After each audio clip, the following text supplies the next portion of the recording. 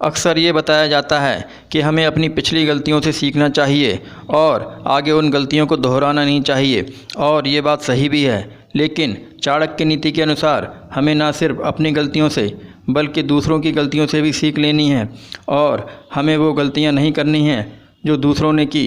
इससे आप पहले से ही उन गलतियों के प्रति और उससे होने वाले नुकसान के प्रति सतर्क हो जाओगे।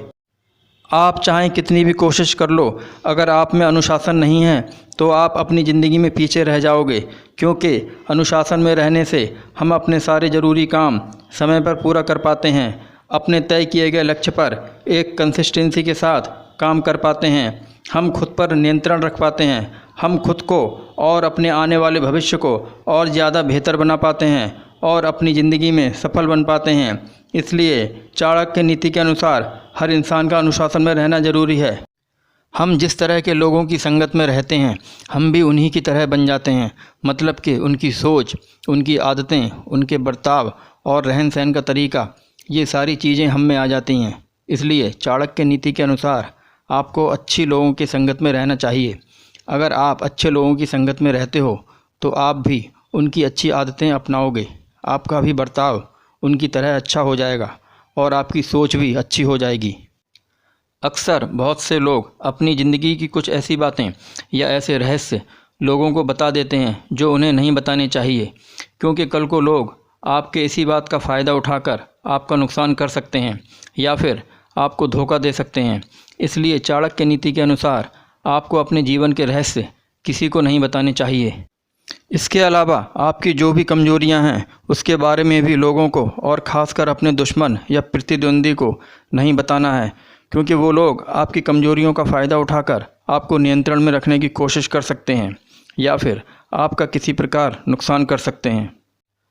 आलस के कारण हम अपने ज़रूरी कामों को बार बार टालते रहते हैं, हम मन लगाकर किसी काम को नहीं कर पाते हैं, हम अपने कंफर्ट जोन में रहना पसंद करते हैं और आलस से हमारा बहुत सारा कीमती समय भी बर्बाद हो जाता है और इस वजह से हम अपने जीवन में कहीं ना कहीं पीछे रह जाते हैं।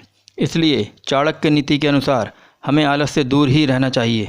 दोस्त को, रिश्तेदार को या अन्य किसी भी इंसान को धोखा ना दें, क्योंकि किसी को धोखा देने से देर सवेर आपकी सच्चाई लोगों के सामने आ ही जाएगी और उसके बाद लोगों का आप पर से विश्वास उठ जाएगा और लोग आपको एक धोखेबाज इंसान के रूप में ही देखने लगेंगे। एक बार किसी इंसान को पता चल गया कि आप धोखेबाज हैं तो उसके बाद वो इंसान आपको हमेशा के लिए छोड़कर जा सकता है और उस इंसान की नज़रों में आप हमेशा हमेशा के लिए गिर जाते हैं। इसलिए चाणक्य नीति के अनुसार हमें लालच में आकर, खुद का स्वार्थ देखकर और लुभावनी चीज़ों के प्रति आकर्षित होकर किसी को भी धोखा नहीं देना चाहिए।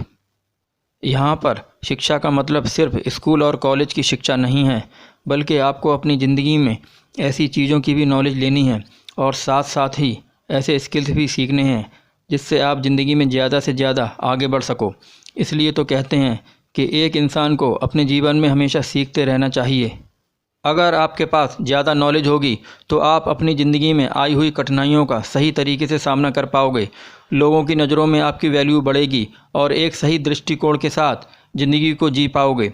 इसलिए चाणक्य नीति के अनुसार शिक्षा लेना बेहद ज़रूरी है।